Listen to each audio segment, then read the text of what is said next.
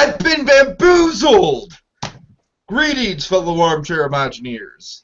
Tiki here, and welcome to the Episode 9 recap for the Soul Imagineer Tribal Council. Oh yeah. If you're singing, stop. No, you're done. That's enough. I'm not putting up with the singing this week. I had to get. Well, I'm not in the mood to sing either. I'm in a salty mood. I had to get a new hard drive put in my laptop. Lost everything on there. 3 years of college gone. Just nothing's left. Got to start over. Dear. None of my notes. None of my papers. Nothing. You need to get a SkyDrive. That's what you need to get. Yeah, thanks for telling me that after my future reference. All right, so we're here with LittleGiants. How you doing? You know how I'm doing. I mean, he just described it. I just said that's not the right question to ask. Well, we thank you for being here under the circumstances, at least. And then we're here with Sam, who gave me a one-sided exit interview.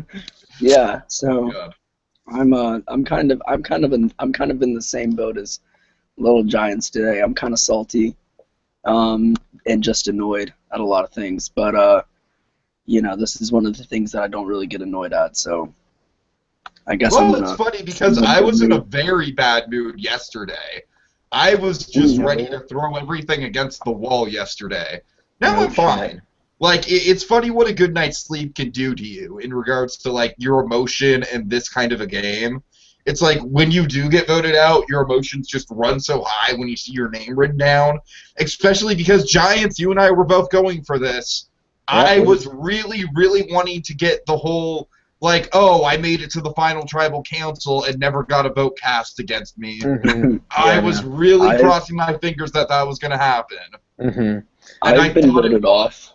I've been voted off on these competitions so many times that, like, I've come to expect to be like the fifth one to drop out or so. So, like, when I see my name, I've kind of become desensitized to I guess, my death in the game. Yeah. I mean, for me, I've got to say, this was probably the biggest blindside. Maybe Matt. Like, because Matt, I think IDI and Infinite and myself really roped him into thinking that England was going to go the round that he left. Maybe him. But other than that, I mean, there's been blindsides in this game. And then there's just been me just sitting all up on my high horse, just thinking that I've just got this game locked down and no one's going to cast a vote against me, even though I literally just went on air like less than a week ago and was like, hey guys, I did this and this and this and this and this, and you guys should just totally not vote against me. Yeah, you should totally just take me to the end. And that's really what made me calm down about the whole situation, was when I realized just how much of a big mouth I had on the last Tribal Council show. That was definitely my undoing. I was just so excited to get into, like, our season-long alliance with IDI that in retrospect, me getting into that so much is what led to IDI turning on me. So, yeah. LittleGiants, it's a little bigger. It's a little bigger. No. Oh dear. Okay, so we're going to briefly talk about the projects, but to tell you guys the truth, this podcast was kind of thrown together like at the last minute based on scheduling. We didn't really know who was going to be on at what time, so we're going to talk about the final projects, and as we go through everyone, we're going to talk about what their odds are in terms of winning, in terms of the Final Four. We're basically going to, just talk about the Final Four and see where we think everyone stands. So let's talk about T-Cool. Really quickly, he did a Big Hero 6 City Saviors project. It was a trackless dark ride. Yeah, that was pretty cool. I liked what he did with that. It was... I mean, I saw Big Hero 6 a few weeks ago, and I thought it was a really good movie, and I thought he really kind of captured the atmosphere of the film, and especially of I'm gonna butcher the San Francisco. I think he kind of captured the atmosphere and the themes of the film in a good way, and made a nice land. My only worry would be kind of its lasting impact, because I don't think Big Hero 6 is a big Big Hero long-term. 6 is like still standing in the shadow of Frozen. Yeah, Like, but I how big Frozen is. Like, 2 years later, Big Hero 6 is still like Disney's like, oh, we'll release this movie, and then people are like, oh, that's fine, but Frozen. Yeah, I didn't see it. I'll be real. But I had this conversation with a friend of mine a few days ago, actually, and he saw it and really liked it. But it was funny to me because I haven't seen it. I don't know very many people who have seen it, and I think Sam hit on a good point is the staying power. Mm-hmm. And the relevancy of Big Hero 6 to a wide audience, right? Like I think that Big Hero 6, it's not like Frozen. Frozen, it's a princess movie, but it's a musical, and it's got a lot of things going for it. It appeals to a lot of people. I mean, as much as I'm sure all three of us are sick of Frozen at this point, I think we can all three agree that if Disney were to tomorrow announce, like, hey, there's going to be a Frozen dark ride in Fantasyland. Yes. That's totally justified. Yeah, no. You know what I mean? And my thing of it is like, I think that Big Hero 6, it hits a really good niche in the market. There's a lot of people who are into Japanese culture, who are into things like anime, who are into kind of the robot and the tech side. I think it hits to a lot of those people. But it doesn't have this wide sort of broad base that Frozen is really able to grab pretty easily. So it's kind of like the mid-decade version of Wreck-It Ralph. Yeah. I'd even say I think Wreck-It Ralph has a bit more staying power. I agree. I would put I always put kind of I would put Big Hero 6, though I haven't seen it, kind of in the same level as both the Tron films. I mean, not that there's anything. And to that, they're really special to a certain demographic. Yes, exactly. They are really special to a certain group of people. I would put it in the Imagineering category for me of Doctor Who. Okay. A lot of people love Doctor Who. A lot of people are going to really get behind it. My girlfriend loves Doctor Who. I've never seen an episode, and I never will watch an episode. I can get behind that evaluation of it. Doctor Who's a very big kind of cult thing, and I think that's kind of what Big Hero 6 is. Yeah. Really quick, my opinion on the Big Hero 6 movie. I've said this many times on this channel, but I basically think that the movie was basically the Iron Giant and the Incredibles in a blender. Yeah. Yeah. Because it's like, oh, you got this heartwarming boy and robot story, but you've also got the superhero story. Just blood it up, see what happens. Yeah, I mean... And it wasn't as memorable as either of those two films, to say the least. No. I mean, from what I read of the project, it seemed like it was fine. But, I think that... And I forget who said this. Somebody said this about Tiki. Might have been in a PM. But Tiki either knocks the ball out of the damn ballpark. I mean, just hits a grand slam, or he grounds out to the shortstop. Mm-hmm. Yeah. I mean, there's no in between for the kid. I mean, he's young, and he either just does absolutely stellar, or he gets bogged down in the minutia. Yeah. I think the same can be actually said for quite a lot of the younger guys. I mean, I know that I guess I could be ranked in that group, but I think a lot of us, we either really hit it with one project, or we completely miss. I would say IDI actually has a similar track record in that regard. Yeah. Well, because I mean, he had a complete miss last project, obviously, with his website that was completely broken, but then he knocked it out of the park this past round.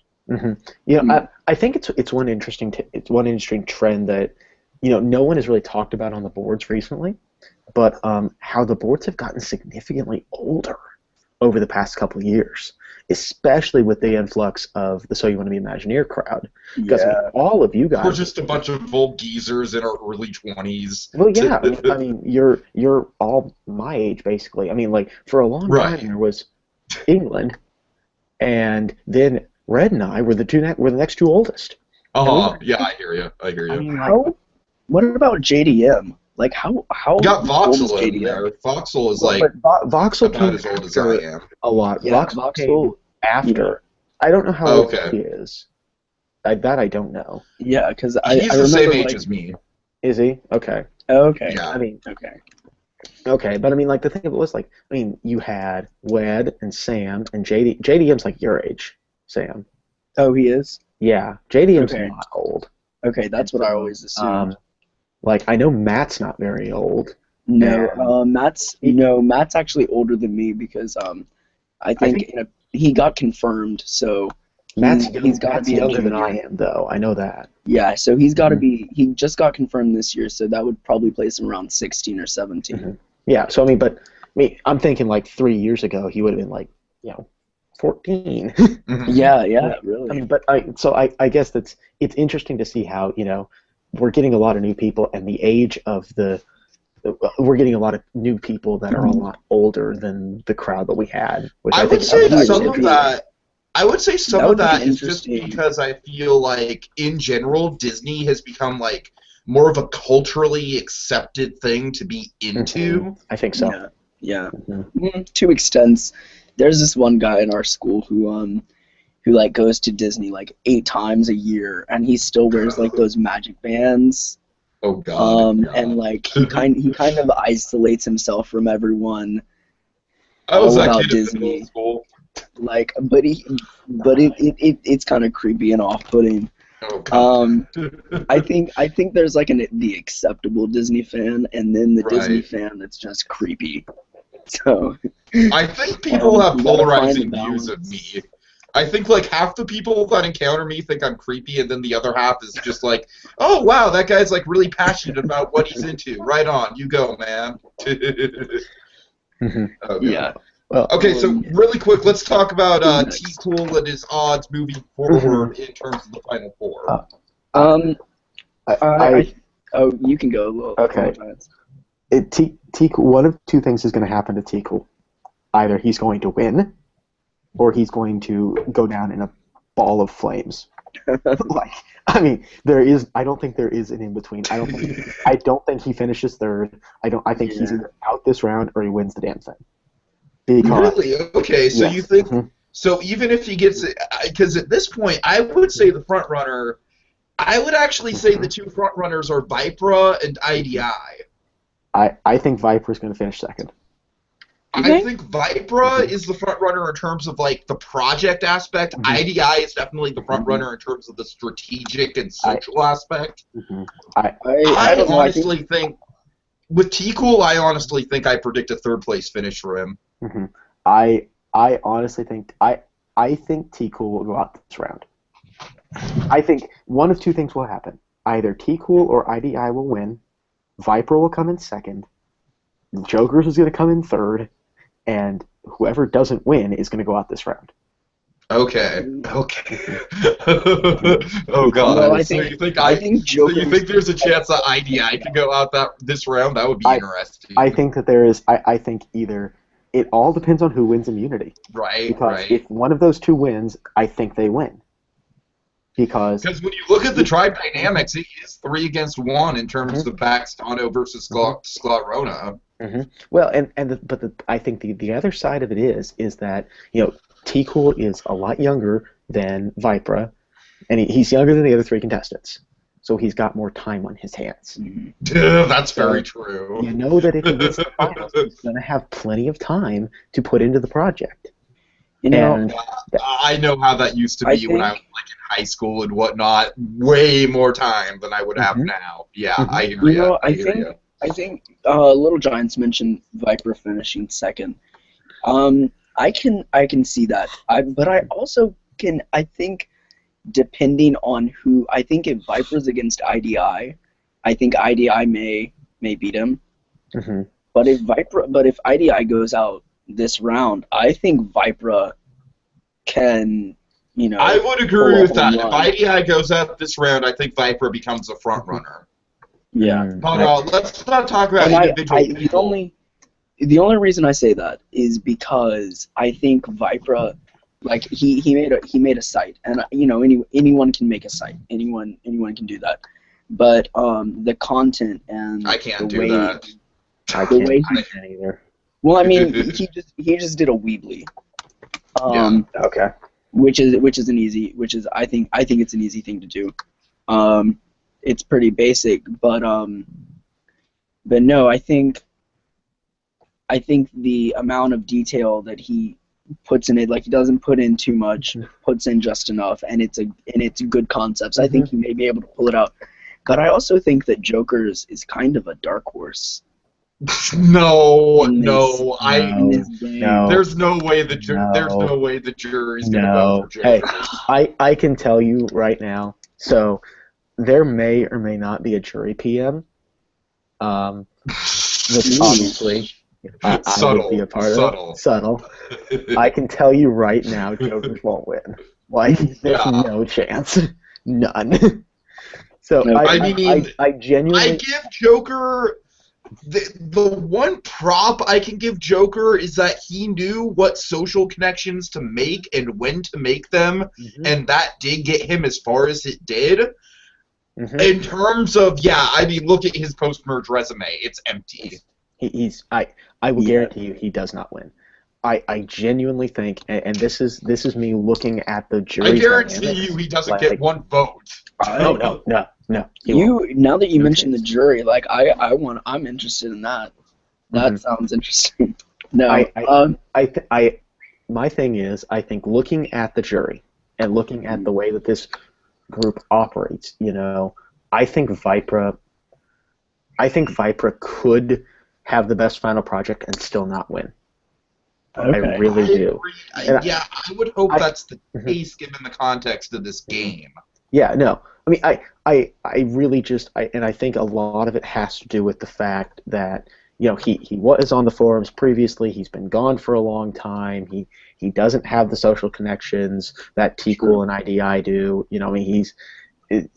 There is this bias. Whether you want to have it or not, as a jury member, you're going to have the bias to vote for your buddy and vote for the known commodity. I mean, Tiki and IDI both are very active members of the board. Viper doesn't really do anything hasn't done anything in a really long time besides this competition. That's a very good point.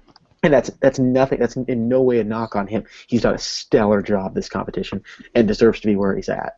Of all the people that are there, he probably deserves it as much as any of them. Yeah. But I just don't think that he has.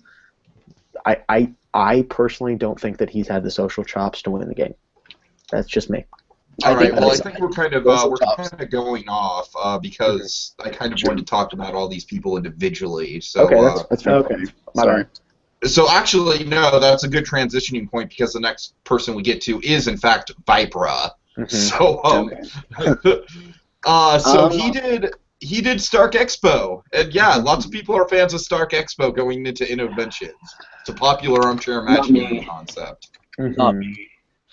I'm probably maybe one of the lone wolves out there. I'm not a huge Marvel guy, not a huge comic guy.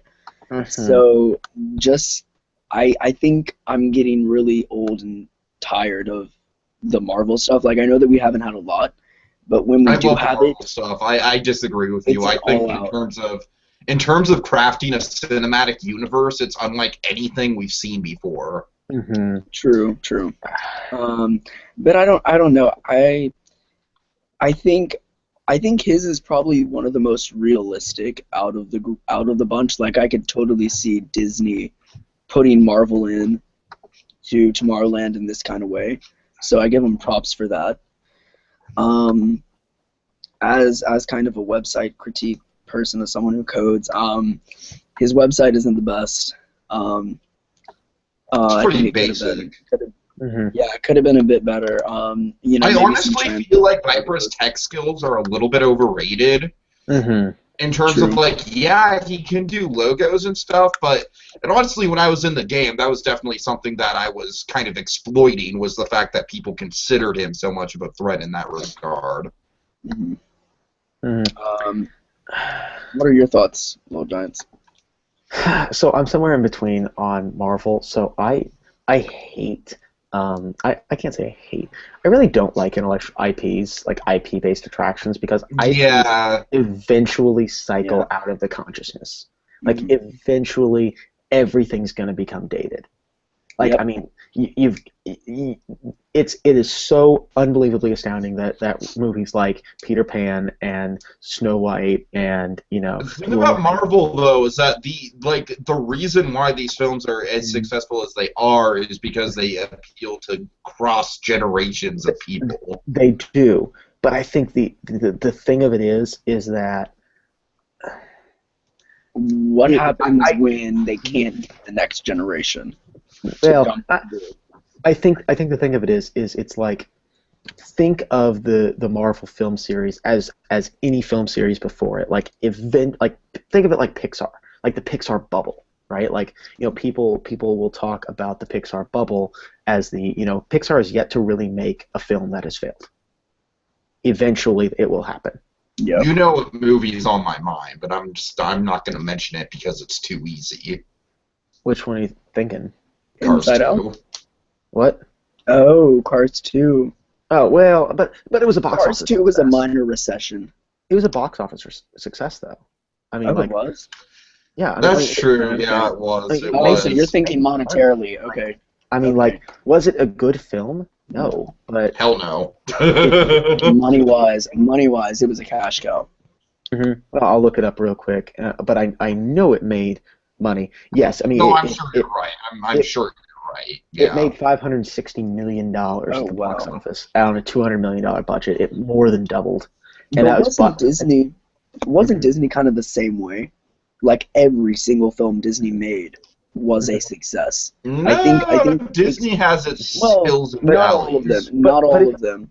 But if you get to, you can look at the Disney bubble. Like the 1980s, Disney films did not make money, or they did not. You see, because the number that studios will try before to Roger Rabbit, they didn't anyways. Roughly double. Like they want to roughly double their investment. Yeah. Right. And so for a long time, the Disney films they didn't lose money, but they didn't make much money either. Mm-hmm. And you look at the middle of the 2000s decade. I mean, that was pretty post Lilo. That was pretty abysmal. I mean, what did Disney make that made any money? I mean, besides even Pixar now, films. Well, but even now, what is Disney making that made any money besides Frozen? Big Hero 6 Big Hero 6 held on for a long time. Yeah, Big Hero 6 was number one at the box office. It beat Interstellar, which people weren't predicting it would. Mm-hmm. It held on to the top 5 for a long time. So I think Big Hero 6 was a success in its own regard. I think I read an article a while back on The Week, and it was talking about how some Disney execs were actually kind of disappointed with Big Hero 6. Like, they were proud of everything it made, but they were like LittleGiants was saying, they were wanting to make more, and they didn't make what they wanted to make on the film. Mm-hmm.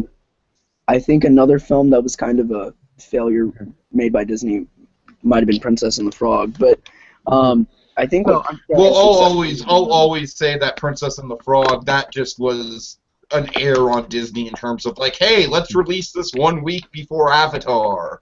Mm-hmm. Yeah. Yeah. No. Because Princess and the Frog, people forget that Princess and the Frog actually came out of the gate really strong in its first opening weekend. Yeah. Everyone forgets about that. Mm-hmm. But then it's just the fact that Avatar just came out the week after and just crushed it. Mm-hmm. Well, but okay, getting back to the topic and getting to my original point. Yeah. People will talk about the Pixar bubble. Eventually, Pixar is going to make a movie that doesn't make $600 million. Mm-hmm. Eventually, it's going to happen. Same way with the Marvel films. Eventually, there will be a Marvel movie that will flop. I honestly think Ant-Man has the potential to be that. And then that is going to be problematic for Marvel films going forward, because they're always going to be tied back to this flop, and people are going to lose faith in the universe. They already kind of have that with the Incredible Hulk. Like the Incredible Hulk is like that was a horrible movie. But the thing of it is that the remake, it's not that bad. I mean, it's not that bad. Yeah. But, I mean, I guess. so exactly. It's the most okay of all the Marvel movies. And it's still a decent movie. Like, I mean, it's better than Cars 2. I mean, definitely. Yeah. But like the thing of it is, it also. I would say Iron Man 2 and Cars 2 are kind of on a similar level. Oh no, Iron Man 2 is better than Cars 2. Yeah, Iron Man 2 was pretty good. I like Iron Man. I like all the. The thing of it is that people like the Iron Man films, and Hulk came out in between the first Iron Man and Captain America? No, it was the second Iron Man. The first and the second Iron Man. Okay, then there you go. I mean, so it came out between two widely popular movies, so it was a success, and it was sandwiched between two successes in very close succession. Right. You know? So I think the thing of it is that eventually, I mean, like, look at all the Marvel movies that have come out. Like, Guardians of the Galaxy, all the cinematic universe movies. They're pumping out Ant-Man now. All these sequels and threequels and fourquels and that are coming. Like, eventually the market's going to get saturated. Yeah. And that's why I have mixed feelings about Marvel going into parks. Yeah. If it's Marvel based on the films. I think they need if they go in, I think what's crucial is they need to kind of adopt the same strategy that they adopted when they started making the films. They need to stick to those core characters that are kind of universally known and popular. But there was like a really long period, especially like when I was a kid, where Marvel just was not popular at all. No, that's absolutely true. Yeah, before X-Men and Spider-Man, they were not popular at all with the general public. Not at all. Like even when Spider-Man came out, like there were, like with all these new Marvel films, I'm like, who is Iron Man? So like for my generation, I feel that's something people that's definitely like very recent revisionist history that people have, is that Iron Man's always been an A-grade character. No, he was like on the C list before that movie came out. Yeah, but I think the thing of it is that I think it would work really well if Disney did something similar to what Universal did when they designed the Spider-Man ride. Like, they created an original storyline that was true to its comic book heritage. Right, like you can say whatever you want for the films, but eventually the films are going to become dated. But Universal created an original story with a character that will always be prevalent. It's like Batman or Superman. People are always going to know who Spider-Man is. Yeah, like, sure. I don't know in 25 years if people will still know who Iron Man is. Ooh, good I don't know. I mean, and I'm personally, I'm not willing to bet that they will. Iron Man has been around for 5 years. He's been popular for 5 years. I mean, there's a reason that Iron Man is not included in the original in the original Marvel Universal deal. Yeah, right. There's a reason he's not in that deal. I mean. All right. Well, let's kind of switch bases, and like we kind of started talking about Vipra, but. The one thing I would like to say, and this is just kind of like, I hate to be so public about this, but I am very, very, very anti-Vipra winning. I don't want to see that outcome at all. Because it's like, if Vipra wins, then all the strategy and all the social politics of this game are basically for nothing. Yeah, it's just have a solid presentation, and there you go. Viper's kind of like that kid I was talking about earlier. He kind of isolates himself, I think. Not fully, but there's a certain element of isolation from the rest of the group. Now, for me, I'm kind of neutral on who wins. I think, the best guy needs to win. Whoever that may be. Well, I think the thing of it is that, Viper did try to do some game stuff. Did he? I was going to ask you about that because like you were on his team pre-merge. You guys, there is stuff that you guys don't know. that I don't feel at liberty to discuss, but because it actually might hurt him now.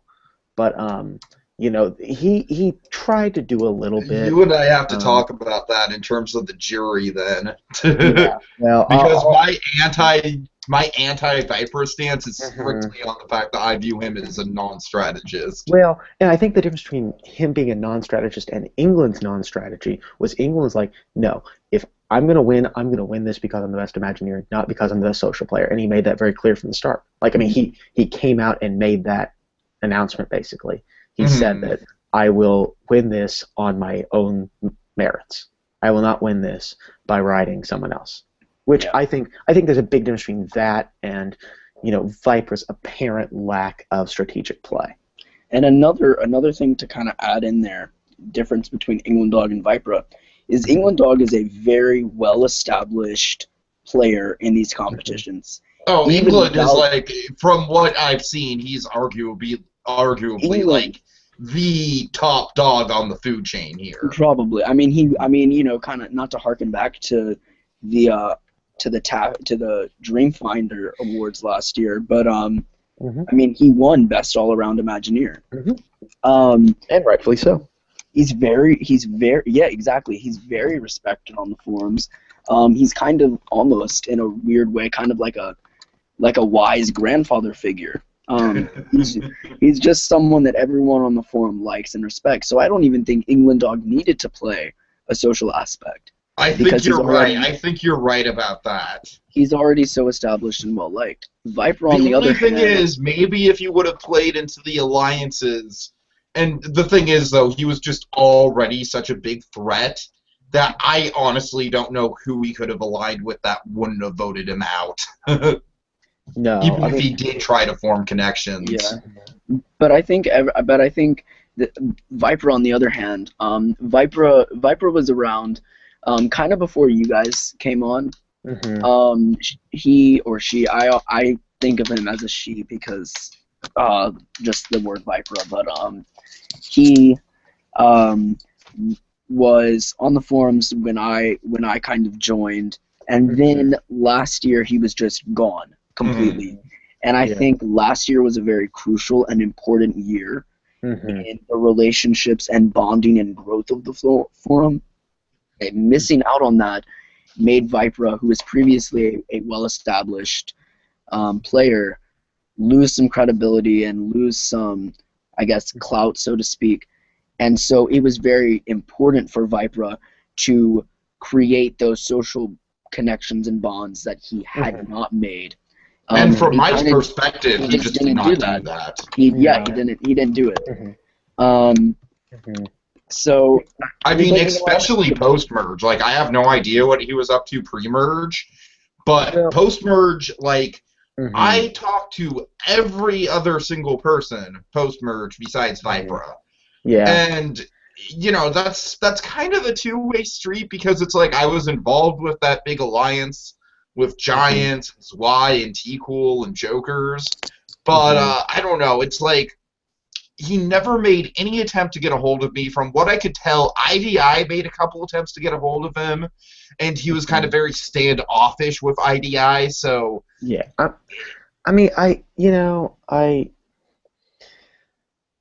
I'll tout I think he's a guy. I'm not sure. I don't know.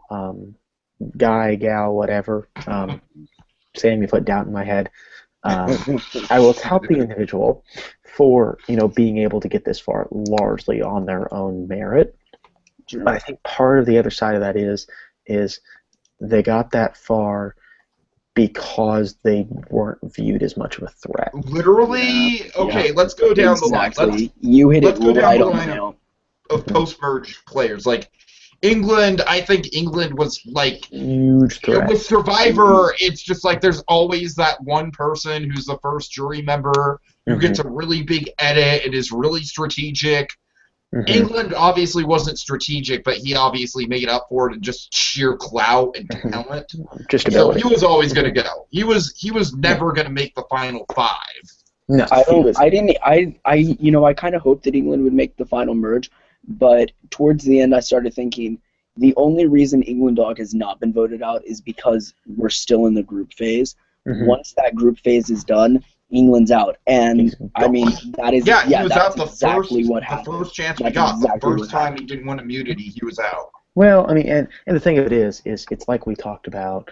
You know, it was me, you, and Vox on here one time, Tiki. But you know, England was he was the biggest fish in the pond. You know, and he was the only fish, for my money, capable of winning 6 straight immunity challenges. You know, I don't think anybody else could do that. I mean, I couldn't. You couldn't. Even Zwei couldn't. I mean, none of us could except for him. The first chance that we got to get him out, we had to take it. I mean, and so you did. So you had to know he wasn't going to go. I mean, next I went out, and I mean that was. Yeah, I mean that's But then we have Zwei, and Zwei was obviously a big strategic thing. And then we had myself, and if I wasn't going to get voted out, then we were targeting Vipra. I wanted to get Vipra out just based on the sheer talent that he had in terms of winning projects and stuff like that. I think the biggest 2 strategic players in general this whole game I think that award and title needs to go to LittleGiants and Zweeland. Like, you guys were the best. Come on! Snuffing me here. You're snuffing me. They were the best. They I mean, even some of the things that they were able to accomplish, I will say that shocked and blindsided me. Tried to play a really good strategic game, but Giants, I think you and I can both agree that he got a little cocky. Zweeland was I like the guy a lot, but I don't think that he was as good a strategic player as he wanted to be. Yeah. I think he was very obviously trying to be a big strategist, but the problem was he was being too transparent about it, and everyone could see what he was doing. Yeah, no, I mean that. You know, I'll be very honest. I was in this game for the strategy. I was in this game that's why I wanted to play, and just see what would happen. Like, I mean, because that was what was fun for me. And I mean, I was a big strategist. But the thing of it was that, you know, I was, for some reason, I was able to play my cards right. You know, there were 4 people on the Baxtowny tribe that, you know, we were together, and we were going to make sure the 4 of us made the merge, and all 4 of us made the merge. Whenever we went to the merge, I approached, and personally, I mean, this was kind of my idea. The 4 of us were still together, and we brought, well, mostly, I can't take full credit because it was a group thing, but Tiki, I chatted with you. No, go ahead and take full credit for it, because, but the thing was, I was never fully with you guys. My alliance was IDI. I just joined with you guys so that I could kind of have the personal intel. Yeah, I mean, and that's, you know, that's the only thing, and I think that, had Jokers and I just not run out of time. I mean, had we not just not had the time to, you know, pursue this, I really think that, you know, it would have been interesting to see what would have happened, because I will say this, and I did go over this kind of like last Tribal Council show, which was honestly a big mistake in terms of like, hey, IDI, here's a reason to vote me out. If you and Jokers were both absent, I probably would have taken up your deal to go to the final 3 with you and Jokers over IDI. No, well, the other side, if we were absent or were not absent. Kill them. Send them. I didn't hear. Did you say you were absent or were not absent? If we were. No, if you guys like had the time to participate and were more active than you were, well, then I would have. When it got down to Final 5, and I think we wanted the Final 5 to be T-Cool and IDI in there, I probably would have voted out IDI in 5th place. Oh my God. Once you were out of the picture, though, I became 100% devoted to IDI. Shots fired. Well, I think the thing of it is we all had the strategy, and so Sam, are you looking at what Zwei just said? Oh no, what did he just say? Ooh. He says, quote, to your recent point, could you see what I was doing? I was in 2 major alliances and was very close to siding with Vipra permanently, which very easily could have I been. could definitely see what you were doing. I could definitely see what you were doing in terms of like trying to get England closer. You know. I'm gonna confess something that I've had for a few weeks now. So maybe like everyone involved is is already eliminated, so it doesn't hurt anyone's strategy. Scandal. So no, it's really not. It's not scandal, but this is how my early suspicions in the game were kind of confirmed regarding alliances. R. Michael sent me the votes, like who voted for who, the week that I was eliminated.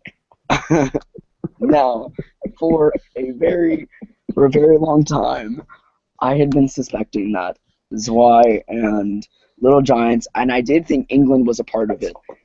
I thought Zwei and LittleGiants were in an alliance. They of course were. They totally knocked me out, blindsided me completely. They were the only 2 people that voted for me. Now, the only thing that made me salty for a bit, and then I realized the genius behind it, was the night of elimination, I did receive an email, PM from LittleGiants, telling me specifically to vote for Aaron, and that he had voted for Aaron. Of course, this was untrue. Now, I was already going to be voting for Aaron. Now I am a bit salty about it. I am a bit pissed, but you know, all of that was then. I don't really care now. My only question to you though, LittleGiant, since you're here and since we kind of got to this, all right, go for it. I want to hear this. So, was I a early target to get put out in our team, or kind of like what was the strategy behind getting me out? Was there, or was it just to like get out a weak guy, or like what was it? It wasn't to get out a weak guy. It was to get out a guy that we knew could make trouble. Like, you know, the thing of it is, Sam, is like, I mean, and you asked the question, so you're gonna get the answer. I didn't know what you were gonna do. Okay. Like, I mean, I didn't know. I mean, like, it wasn't get out a weak player because you're not a weak player. Like, we all knew that. Kind of like the situation with me and Matt. It was to get out a guy that we didn't know what he was going to do. Okay. Like, I mean, and to get out one of the people who was not in our group of 4. Yeah. And the only reason I told you to vote for Aaron was because we thought that you had an idol. Oh, really? You had an idol. Really? Yeah, there's been a lot of like false idol suspicions. We thought you had an idol, and I was trying to get you to not think that the heat was on you, and that was the move. And it was like, I mean, it worked. It was very well done. I mean, I definitely commend you guys on that. No, I mean, it wasn't personal. It's just yeah. I mean, it's a game. Are any of the? I mean, I'm assuming that at least one of the persons that was in that group of 4 is still in the game. I mean, is it more? Is it more? Three of the 4 are still in the game. Wow. So, I think I have an idea. 3 of the 4 are still in the game. Okay. So. Okay. Yeah. I know. Who's in it now? No, actually, excuse me. 2 of the 4. 2 of the 4. I'm sorry. 2 of the 4. 2 of the 4 are still. So yeah, because it would have been you and Zwei. Okay. Very, very, very well played. So, you know, I would have loved to be in alliance with you guys. I would, you know, but no, The thing of it was, and Jokers can take credit for this. Jokers messaged me on literally like day 1 and said, "Let's work together." So I said, "Okay, let's work with Zwei." So we got together and we're like, "Wait a minute! If we add one more person, we can run the tribe. Who do we know that likes us all and is not going to be a wild card. T cool. Yeah. It's that That's simple. true. That's true. We know that's not going to be a wild card. T cool. So there's 4. Yeah. And we knew that Very well done. we could run the tribe and get to it. We knew we could get to the merge with 4. Yeah. Yeah. And because the way that the game was setting up, we figured the merge was going to come at 8. It did. And so I mean, it was an easy game move. Yeah. It was very well done. And I think it shows, even early on, that's kind of one of the reasons why I think you and Zwei were hands down some of the best strategic players that we had this season. And kind of trying to turn us back onto topic, because I got us off, so I apologize for that. Who was next? Is Joker next, or is it Tiki? Joker's is next. Yeah. Joker's is next. Okay, so well, let's talk about Joker's next, because we'll save me for last because I got eliminated. Okay. Yeah. So Joker's, it is what it is. I mean, he I don't put even together something just to come back. I mean, what is he even doing with this? I don't know. Like, I mean, to be fair, I've got to get off in a little bit, so I mean, you just kind of I mean, I think we can all agree, like, Joker's, I mean, welcome back, buddy. You finally presented something. Yeah, I honestly think he just kind of, like, I mean, the one thing I'll give him credit for is I like that he designed a restaurant instead of an attraction. Yeah, no. But I honestly do think that he presented this just to vote me out. which is a good play on his part. Again, I was sour with IDI, but I have nothing. I have absolutely nothing against Joker for this move, because I did the same thing to him in So You Want to Be an Imagineer Season 12, so he was just returning the favor. But I honestly do think that he just submitted this just so he could have a vote. No, I mean, it is what it is. I mean, I think we've gone over Joker in terms of the best he can possibly hope for is third place. Yeah. Third place. Yeah. Okay, so let's talk about who's next. IDI. IDI's next. I think IDI kind of has. I really like his project. We don't really have time to go into like specific details with it, but I definitely think definitely points for being the one attraction-based project to not use an IP, for sure. This is kind of similar to what I wanted to do. What I wanted to do was something called Adventures Through Science, but I had a hard time figuring out what to do with that without being just like, hey, remember how much nostalgia you have for inner space? So that was my problem. I was like, I'm really, really fascinated by inner space. It's one of my favorite it's one of my favorite rides that I never got to experience for myself.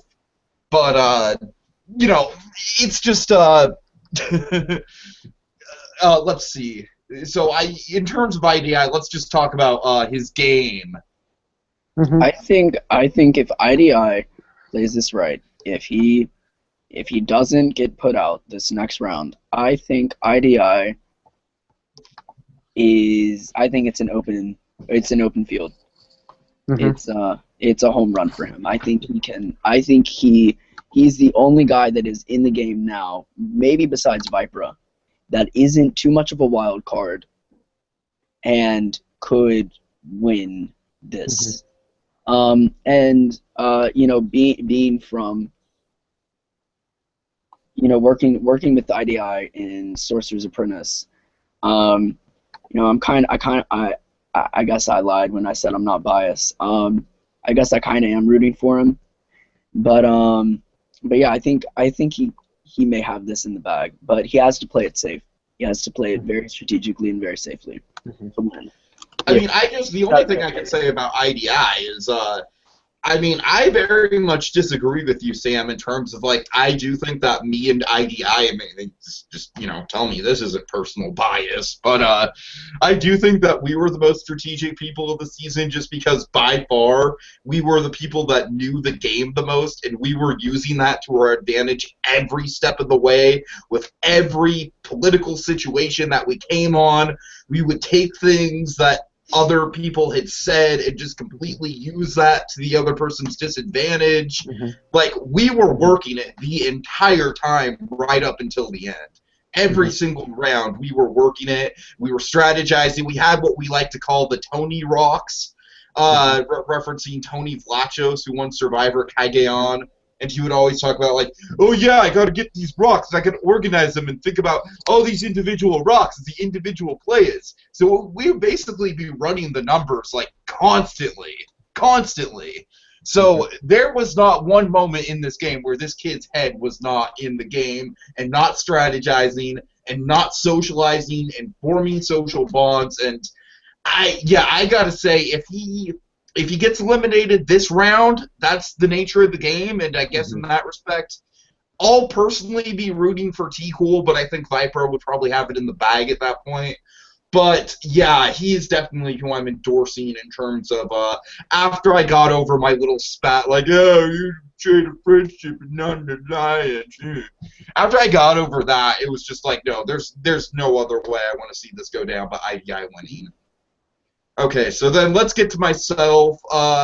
We already talked about the merits of Marvel, so let's not get into that debate again. Yeah. But the one thing I will give myself... What? You died. Yes. You died. Well, let's talk about my project really quick. Sure. The one thing I appreciate was that I borrowed some concepts from the comic book and from the animated films and brought them in here. And that concept was the idea of the Hulk being able to be transferred out of Banner's body and then being controlled by other people. I entirely got that from Hulk vs. Thor, the animated movie. I entirely pulled that from Hulk vs. Thor. So that's one of the things I was proud of, was that I was able to take something that was part of comic continuity and bring it into the cinematic universe. Having said that, my project's crap. I whipped it together in like an hour, and it's essentially just a big commercial for Age of Ultron. That's not going to be relevant 6 months after it opens. So moving on. You guys have anything to say about it? No, I don't. Nothing. No, I'm sorry. No. Yeah, I'm same. I'm same as LittleGiants. Sorry, buddy. I mean, in terms of you as a strategic player, I guess, throughout the whole game. You played strategically. I think your biggest problem, though, and this came back, as you mentioned tonight, it came back around and hit you in the bum, is that I think you were a bit too open throughout the contest, like what you were thinking, who you wanted to go, who you didn't, like, and I think that, hurt you in the end. I don't think that hurt me until we got to the last tribal council. Up until then, I think I was doing a good job of keeping my true intentions under wraps. I never mentioned my alliance with IDI before then. I never mentioned any sort of like behind the scenes shifting before then. I straight up got cocky with that last tribal council show, and that's exactly what led to me getting voted out. If I would have treated that tribal council show like any other tribal council show, just been like, yeah, I got Zwei out because Zwei was a big threat, but let's move on. Let's not talk about that. Yeah. I might still be here. Viper might be out. You know what I mean? Yeah, but I mean, you live and learn. Yeah, it's all about, I think, the one thing I can say is that I just think, in retrospect, I think it's comical that I was as blindsided by it as I was. Because I rewatched that Tribal Council show last night, and I'm just like, oh my god, I am just giving these people every reason in the world to vote my ass out. Well, I think the key to all these Imagineering games, and I've been guilty of this, is the last thing you want to be is cocky. You don't want to be cocky. You don't want to give people a reason to not like you or to want you to leave. And I was majorly cocky. I was just bragging, like, well, me and IDI, we're never going to vote each other out. So it's basically like Final 3, IDI, myself, and one other person. Screw you guys. Well, I've been guilty of being cocky, and I'm sure Little Giants knows of some instances when I was a bit too cocky.